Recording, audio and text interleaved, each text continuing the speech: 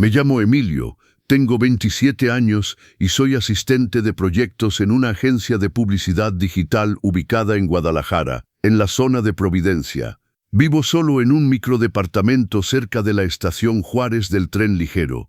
Llevo 2 años soltero y sinceramente mi vida era tan rutinaria que podía predecirla minuto a minuto hasta esta mañana cuando todo se desacomodó de golpe. Esta es la historia de cómo terminé saboteando mi propia paz al enamorarme de la única persona que jamás debí mirar con otros ojos, mi jefa Camila Aranda, 37 años, directora comercial. Una mujer a la que supuestamente odiaba con un resentimiento estrictamente laboral. O eso creía yo. Me equivocaba, y mucho. Camila era el tipo de persona que entraba en una sala y absorbía la atención de todos sin esforzarse. Alta, impecable, siempre con trajes entallados en gris o negro que delineaban su figura como si hubieran sido esculpidos. Su cabello castaño oscuro, recogido en un moño perfecto. Sus tacones sonaban sobre el piso de madera con la precisión de un metrónomo, y sus ojos, de un ámbar penetrante, podían dejarte desarmado con una sola mirada. Era brillante, ferozmente competente y absolutamente insufrible. Nuestra dinámica en la oficina parecía una guerra interminable. Cada reunión era un duelo. Cada presentación que preparaba terminaba siendo desmontada por ella pieza por pieza, no porque estuviera mal, sino porque parecía disfrutar ver cómo me tensaba bajo presión. Me corregía frente a los clientes, reescribía mis informes sin avisarme, ignoraba mis ideas y después las presentaba como si fueran completamente suyas. La detestaba, la admiraba, y esa mezcla era una tortura. La agencia tenía un estilo moderno, con muros blancos, plantas colgantes y luces frías que después de las 5 nos dejaban a todos con cara de espectros. Mi escritorio quedaba justo frente a su oficina de vidrio, lo cual significaba que podía sentir sus ojos encima de mí todo el día. Nos cruzábamos 1000 veces en pasillos estrechos, discutíamos por insignificancias durante el café, y nuestros correos parecían escritos desde la Antártida. Incluso estando a 3 metros de distancia, había algo extraño entre nosotros, una tensión eléctrica que volvía cualquier interacción incómoda y afilada. Nunca entendí por qué parecía aborrecerme tanto, quizá porque yo era el único que la contradecía, o porque no la alababa como el resto, o tal vez, y eso lo descubrí tiempo después, porque ella sentía lo mismo que yo y luchaba con igual desesperación por sofocarlo. Todo empezó ese martes, un martes completamente ordinario de noviembre, de la manera más ridícula posible. Llegué tarde por un tren abarrotado, derramé café en mi camisa. Olvidé una carpeta clave para la reunión de las 9. Ya estaba de humor pésimo cuando Camila me llamó a su oficina con un gesto seco de la mano, sin apartar la vista de su computadora. Entré preparado para el sermón sobre responsabilidad, pero ocurrió algo que jamás habría anticipado. Justo cuando me senté, ella se levantó, rodeó el escritorio y se inclinó sobre mí para alcanzar una carpeta en el estante detrás de mi cabeza. Su perfume, una mezcla amaderada y floral, me envolvió. Su blusa blanca estaba un poco abierta y por una fracción de segundo pude ver encaje negro y la curva suave de su piel. Mi corazón se congeló, se irguió, me pasó la carpeta y me dedicó una sonrisa. No la sonrisa profesional que usaba siempre, sino una verdadera, tímida, que iluminó su rostro de una forma que nunca había visto. Nuestros ojos se encontraron. El mundo dejó de moverse. Sentí mis mejillas arder como si tuviera 14 años y acabara de toparme con mi crush del colegio. Ella apartó la mirada primero, carraspeó y dijo con voz apenas temblorosa que necesitaba que la acompañara el fin de semana a una conferencia en Monterrey, Nuevo León. Había un cliente importante y quería preparar la presentación conmigo. Asentí como idiota, sin poder juntar palabras coherentes. Salí tambaleando de su oficina con la carpeta apretada contra el pecho. En el pasillo me topé con Julián, del área creativa. Me preguntó si estaba bien porque parecía pálido. Le dije que había dormido poco. La verdad, algo dentro de mí se había quebrado. Los siguientes días fueron un infierno emocional. Cada vez que la veía, recordaba ese segundo suspendido donde ella había mostrado algo vulnerable. Sin embargo, Camila actuó como si no hubiera pasado nada. Volvió a su versión más fría, incluso más estricta. Me marcaba errores mínimos, ignoraba mis mensajes, me hacía rehacer documentos 3 veces. Llegué a dudar de lo que había visto, pero algo en mí sabía que no lo había imaginado. La tensión era tan evidente que ya mis compañeros comenzaban a notarlo. Una noche, con una cerveza, Julián me sugirió pedir un traslado. Reí para no responder, porque la verdad me asustaba. Ya no podía imaginarme lejos de ella.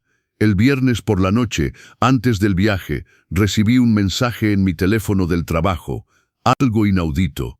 Ella nunca enviaba mensajes, solo correos. Decía: mañana a las 7 a.m. en la central de autobuses del norte, salimos 7:30, no llegues tarde, nada más. Lo miré durante 5 minutos, buscando un significado oculto, luego lo guardé. Pasé la noche revisando notas, preparando ropa, repitiéndome que sería un viaje estrictamente profesional. Pero no pude dormir. Ese instante en su oficina se repetía en mi cabeza como un eco. Me dormí cerca de las 3. A la mañana siguiente llegué con 15 minutos de antelación. Algo histórico en mi vida. Camila ya estaba junto al andén, de pie junto a su maleta negra. Vestía jeans oscuros y un suéter azul marino. El cabello suelto caía en ondas sobre sus hombros. Nunca la había visto tan casual, ni tan hermosa. Al verme dudó un segundo y sonrió.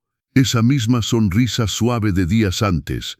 En el autobús tomamos asientos juntos en primera clase. Ella abrió la laptop para trabajar y yo fingí hacer lo mismo, pero no podía concentrarme. Rozábamos hombros en cada curva. Su perfume seguía ahí. En un momento cerró su computadora, se giró hacia mí y preguntó si había desayunado. Negué. Sacó una manzana y un pan dulce de su bolso. Me ofreció la manzana con una sonrisa leve. Ese gesto simple me atravesó. Y así empezamos a hablar. Por primera vez, no de proyectos, ni métricas, ni clientes, sino de nosotros. Me preguntó de dónde venía, por qué había elegido esta carrera, qué pensaba de vivir en Guadalajara, y en ese momento entendí que el viaje apenas estaba comenzando. Le conté cómo había sido mi infancia en Chiapas, en un pequeño pueblo donde mis padres tenían una panadería que olía a canela desde las 5 de la mañana. Le hablé de mi llegada a Guadalajara a los 18 años, con poco más de 1,000 pesos y una maleta llena de ilusiones. Me escuchaba con una atención que jamás le había visto dentro de la oficina. Era como si cada palabra mía tuviera un peso distinto para ella. Y entonces, sin que yo lo pidiera, comenzó a hablar de sí misma. Me confesó que había crecido en Zapopan, dentro de una familia de clase alta, donde el éxito no era un objetivo, sino una imposición. Su padre, un abogado reconocido, su madre, una cirujana exigente, y ella la hija destinada a no fallar nunca. Estudió en el ITESO, siguió una carrera brillante en el mundo del marketing y escaló posiciones con una disciplina casi feroz. Pero todo tenía un precio. A los 23 años se casó con un hombre que creyó amar, un economista tan ambicioso como ella. Su matrimonio duró 8 años. 8 años de reuniones, viajes de trabajo, conversaciones vacías y silencios incómodos. Se separaron hace 4, sin lágrimas ni drama, solo un cansancio acumulado que ya no se podía ocultar. No había tenido hijos. Vivía sola en un departamento elegante en Colinas de San Javier y trabajaba hasta agotarse para no enfrentarse al eco de su propia soledad. Mientras la escuchaba, algo se acomodó dentro de mí. Detrás de la mujer implacable que conocía, había una persona lastimada, agotada, que se sostenía a sí misma con disciplina para no mirar de frente el vacío que llevaba años evitado. Mi rabia hacia ella se deshizo en un instante. No era cruel por naturaleza, era dura porque tenía miedo de mostrar cualquier fragilidad, porque había aprendido que en su mundo la debilidad se castiga. Entonces dije algo que jamás me habría atrevido a pronunciar en la agencia. ¿Sabes, Camila? A veces los muros que levantamos para protegernos terminan convirtiéndose en nuestra propia jaula. Sus ojos, normalmente firmes, brillaron. Por un momento pensé que lloraría, pero se recompuso.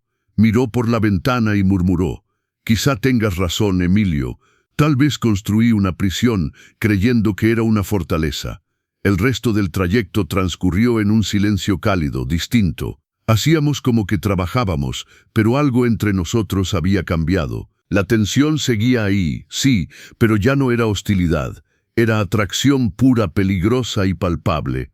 Cuando llegamos a Monterrey, llovía. Tomamos un taxi hacia un hotel cercano al centro. En recepción nos informaron que habían extraviado nuestra reservación y solo quedaba una habitación disponible, una suite con 2 camas. Esperé que Camila explotara, que pidiera hablar con el gerente, pero simplemente aceptó, sin un solo reproche. Me sorprendió esa calma inusual. La suite era amplia, elegante, con una vista impresionante de la ciudad. Camila dejó su maleta en la cama, junto a la ventana, y se disculpó para ducharse. Quedé de pie en medio de la habitación, con el corazón desbocado. Iba a pasar la noche en la misma suite que ella. Traté de convencerme de que éramos profesionales, pero mi cuerpo tenía otra opinión. Cuando salió, llevaba una bata blanca del hotel. Su cabello mojado le caía por los hombros y olía a jabón fresco. Sonrió de manera tímida. «Te toca, Emilio». La ducha fría fue un acto de supervivencia. Esa noche cenamos en un restaurante pequeño a la vuelta del hotel. Pedimos vino, demasiado probablemente, y hablamos de todo menos de trabajo, películas, libros, viajes, sueños rotos. Camila tenía una risa contagiosa y una manera apasionada de contar historias. Era como estar con una versión de ella que había permanecido escondida durante años. Una mujer profunda, graciosa, libre. De regreso al hotel, caminando por calles empedradas, resbaló en una losa mojada. La tomé del brazo para sostenerla. Se apoyó en mí, nuestros rostros a centímetros, la lluvia resbalando por su cabello. Fue un segundo eterno. Quise besarla, quise hacerlo más que nada, pero ella se apartó suavemente. «Gracias», susurró, y seguimos caminando sin decir nada. Al llegar a la habitación, la tensión era casi tangible. Nos preparamos para dormir sin hablarnos, cada uno en su cama. Apagué la luz. Podía oír su respiración en la oscuridad. Sabía que ella tampoco dormía. Después de una eternidad, su voz rompió el silencio. «Emilio». «Sí», respondí, con la garganta seca. «Gracias por escucharme hoy. Hacía mucho que no hablaba así con nadie». Sonreí sin que pudiera verme. «Gracias por dejarte conocer, Camila». El silencio volvió, pero esta vez era íntimo, cálido. Me dormí con una paz extraña, sin imaginar que el día siguiente cambiaría todo. El domingo trabajamos desde temprano para pulir la presentación. Por primera vez éramos un equipo real. Ella escuchaba, yo proponía, construíamos algo juntos. La conferencia fue un éxito rotundo. El cliente quedó maravillado y aseguramos un contrato importante. En el autobús de regreso, Camila estaba radiante. Me dijo que era la mejor presentación que había dado en años y que gran parte del mérito era mío. Sentí algo expandirse dentro del pecho, cálido y peligroso. Al llegar a Guadalajara, nos despedimos con un apretón de manos formal y una sonrisa que decía lo que ninguno podía poner en palabras. Sabía que nada volvería a ser igual. Las semanas siguientes fueron tan confusas como maravillosas. En apariencia, todo había retomado su curso normal. Pero bajo la superficie, nuestra relación había mutado. Camila ya no me corregía con dureza. Sus observaciones eran constructivas, incluso suaves. Me pedía opinión antes de tomar decisiones. A veces nuestras manos se tocaban al pasar documentos, y esos roces mínimos me dejaban sin aire. Los demás comenzaron a notarlo.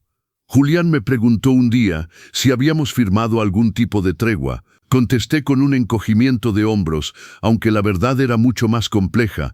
Estábamos construyendo algo frágil y valioso, una intimidad que solo aparecía en los huecos de nuestras jornadas.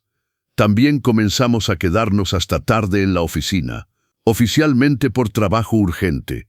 En realidad, eran los únicos momentos en los que podíamos bajar la guardia. Hablábamos de sueños, de miedos, de heridas viejas. Ella me confesó que alguna vez había querido ser escritora, pero lo enterró bajo expectativas ajenas. Su exmarido jamás leyó nada suyo. Guardó sus cuadernos en una caja hace 10 años y no los volvió a abrir. Comprendí entonces que el éxito que proyectaba era una torre imponente, pero vacía por dentro. Vivía en un departamento hermoso donde nadie la visitaba, viajaba sola, ganaba bien, pero nada la llenaba realmente. Y yo también comenzaba a abrir mi alma frente a ella.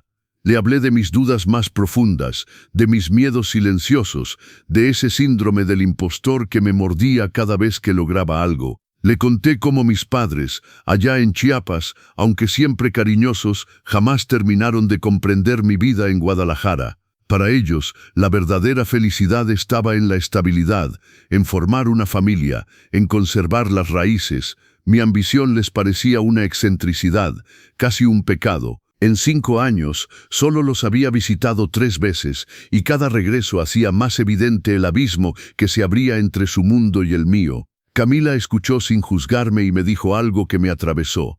El precio del éxito, Emilio, casi siempre es la soledad. Subimos tanto que dejamos de ver a quienes están a nuestro lado. Quizá es porque buscamos en dirección equivocada.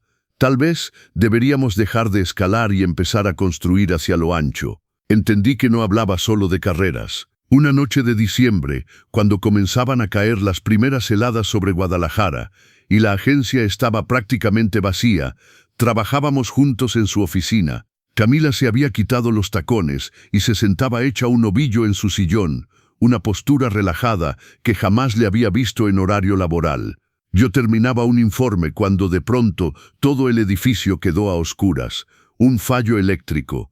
Ella soltó una risa suave, inesperada, una risa que jamás había escuchado de su boca. Encendió la linterna del teléfono, y en esa luz tenue su rostro parecía más joven, menos blindado. «Parece que el universo quiere decirnos algo», comentó. «¿Y qué crees que intenta decirnos?», pregunté. Camila guardó silencio unos segundos antes de susurrar, que a veces uno tiene que dejar de intentar controlar todo. Nos quedamos ahí, iluminados apenas por nuestros teléfonos, hablando de cosas que nunca habían salido en horarios de oficina. Me preguntó si alguna vez había estado enamorado de verdad. Dudé, pero respondí que no. Relaciones, sí, amores pasajeros también.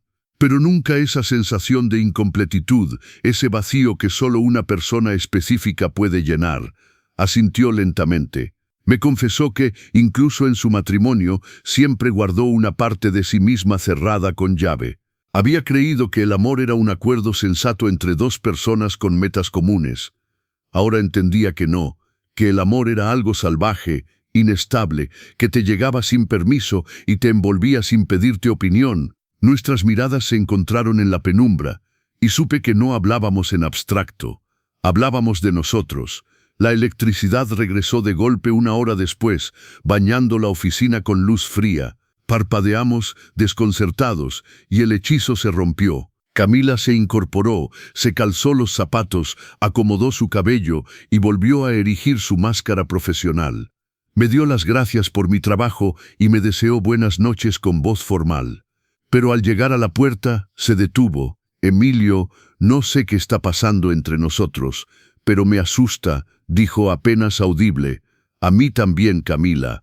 Ella sonrió con tristeza y se alejó por el pasillo. Me quedé allí, sintiendo que estábamos al borde de algo irreversible.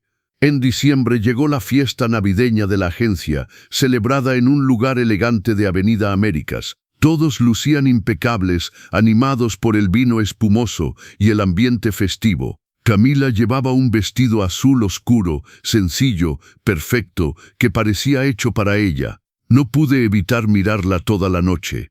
Y ella también me miraba. Bailamos una sola pieza. Casi ni nos rozábamos, pero cada centímetro de cercanía me quemaba. A medianoche salimos a la terraza para tomar aire. Desde ahí, Guadalajara brillaba como un mar de luces. Camila habló primero. «Si seguimos así, Emilio, alguien va a salir lastimado, probablemente los 2. Entonces quizá deberíamos frenar esto», respondí. Aunque me dolía decirlo, ella me miró con los ojos húmedos. «No puedo. Lo he intentado, pero no puedo». Y fue justo entonces cuando todo se quebró. Uno de nuestros compañeros, Mauro, el director creativo, salió a la terraza y nos encontró demasiado cerca. Ladeó una sonrisa incómoda. «Oh, disculpen». Camila se apartó de inmediato y regresó adentro sin decir palabra. Mauro me lanzó una mirada cargada de sospecha. A la mañana siguiente, los rumores ya se deslizaban por la agencia como serpientes silenciosas. Nadie decía nada abiertamente, pero se notaba en los susurros, en las risas cortadas, en las conversaciones que se interrumpían cuando yo entraba. Camila y yo adoptamos una distancia artificial, cruel. Ella volvió a su frialdad quirúrgica. Yo respondí con la misma máscara, pero el dolor era visible en sus ojos, y sé que ella veía el mío. En enero, el problema estalló. El director general la llamó a su oficina. Pasó 2 horas allí. Cuando salió, su rostro era una muralla helada. Me pidió que la acompañara a su despacho y me comunicó, con voz sin vibraciones, que le habían recomendado mantener conmigo una relación estrictamente profesional, que existían rumores de favoritismo, que por el bien de ambos debíamos evitar reuniones a solas, conversaciones largas o cercanía fuera de lo necesario. Le pregunté si eso era lo que ella quería o simplemente lo que le estaban exigiendo. Desvió la mirada. Lo que yo quiera no importa, Emilio. Importa lo que es adecuado para el ambiente laboral. La furia me atravesó. Me levanté y escupí. Tú construiste una prisión, Camila, y sigues encerrada en ella, incluso cuando alguien te entrega la llave. Salí cerrando la puerta con violencia.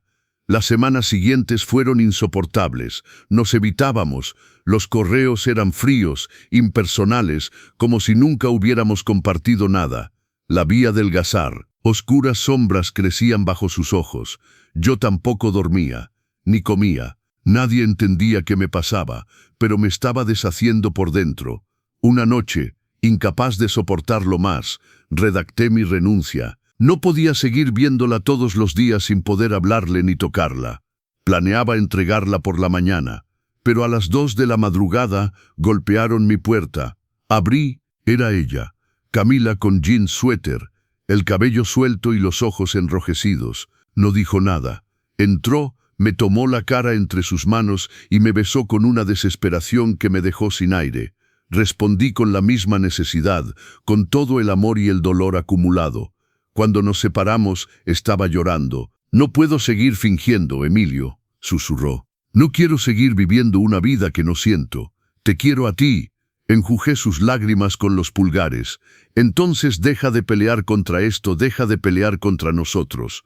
Nos quedamos despiertos hasta el amanecer, hablando de planes, de miedos, de un futuro posible. Me confesó que pensaba en mí desde Monterrey, que despertaba llamándome en sueños, que incluso había considerado renunciar. Le mostré mi carta de renuncia. Nos reímos entre lágrimas por nuestra absurda sincronía. Y cuando el sol comenzó a iluminar Guadalajara, tomamos una decisión. Íbamos a elegirnos, fuera cual fuera el costo. Camila pediría un traslado o buscaría un nuevo puesto. No sacrificaríamos nuestra felicidad por reglas sociales o corporativas. El lunes siguiente, Camila pidió hablar en privado con el director general. Le explicó todo con una sinceridad que sorprendió incluso a quienes la conocían desde hacía años. Confesó que había desarrollado sentimientos por mí, que la dinámica laboral se había vuelto incompatible y que necesitábamos una reestructuración para evitar conflictos. El director, aunque desconcertado, valoró su transparencia. Tras varios días de deliberación, la agencia le ofreció la dirección de una nueva sede que abrirían en Playa del Carmen, Quintana Roo. Un ascenso importante con mayor responsabilidad y un salario más alto. Camila aceptó sin titubear. En cuanto a mí, me promovieron a jefe de proyectos en Guadalajara bajo la supervisión de otro gerente. Los rumores, inevitables, estallaron como pólvora. Hubo quienes comprendieron, otros que criticaron sin saber. Mauro, cómo no, lanzó comentarios venenosos sobre favoritismo y relaciones peligrosas, hasta que Julián lo calló diciéndole que se ocupara de su propio matrimonio. Pero nada de eso nos afectaba ya. Por primera vez desde su divorcio, Camila irradiaba algo parecido a la alegría. Me confesó que sentía que volvía a respirar después de años viviendo en automático. Comenzamos a salir abiertamente. Íbamos a cafés, caminábamos por la ciudad, hacíamos planes como una pareja cualquiera, lejos de miradas inquisitivas. La mudanza de Camila estaba programada para marzo. Hablamos mucho del futuro. La distancia sería un reto, pero Playa del Carmen estaba a menos de 2 horas de vuelo. Podíamos vernos todos los fines de semana o viajar de noche en autobús cuando extrañáramos demasiado. Un mes después, llegó una sorpresa que jamás habría anticipado. La sede de Playa del Carmen buscaba un responsable de marketing. Camila me recomendó para el puesto. Era un salto enorme en mi carrera, pero significaba dejar Guadalajara, dejar mis amigos, abandonar la vida que había construido para seguir a una mujer que apenas llevaba unos meses en mi destino. Me tomé una semana para pensarlo. Llamé a mis padres en Chiapas y les conté todo.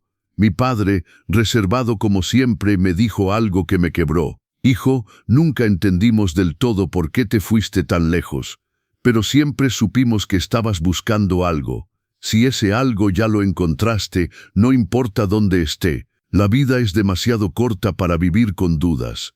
Mi madre añadió entre lágrimas, estamos orgullosos de ti, Emilio, aunque no lo digamos seguido. Acepté el puesto. El día que dejé Guadalajara, mis compañeros me hicieron una pequeña despedida. Julián me abrazó fuerte. Eres el único tipo que conozco que eligió el amor en vez de la comodidad. Te admiro, hermano. Incluso Mauro se acercó, me estrechó la mano y se disculpó. Admitió que su resentimiento era pura envidia.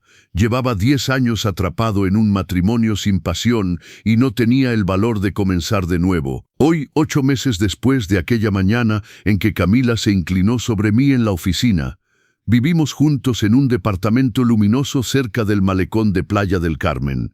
Seguimos en la misma agencia, pero en áreas distintas, con fronteras estrictamente profesionales. Camila retomó la escritura. Cada día, antes del amanecer, se sienta con una taza de café a trabajar en su novela. Yo soy el primero en leer cada capítulo. Yo, por mi parte, descubrí una obsesión nueva, la navegación. Los fines de semana rentamos un pequeño bote y salimos a recorrer la costa juntos. Nuestra vida no es perfecta. Discutimos, dudamos, a veces el miedo se asoma. Pero es real, es nuestra, y nunca había sentido algo tan cierto. Lo que aprendí es simple. El amor de verdad exige valentía. La valentía de dejar caer los muros que construimos para sobrevivir. La valentía de arriesgar reputaciones, rutina y comodidad por algo incierto pero extraordinario. La valentía de admitir que necesitamos a otra persona, que no somos suficientes encerrados en nuestra propia perfección. Camila y yo pasamos años blindándonos, creyendo que el éxito llenaría los vacíos que sentíamos dentro.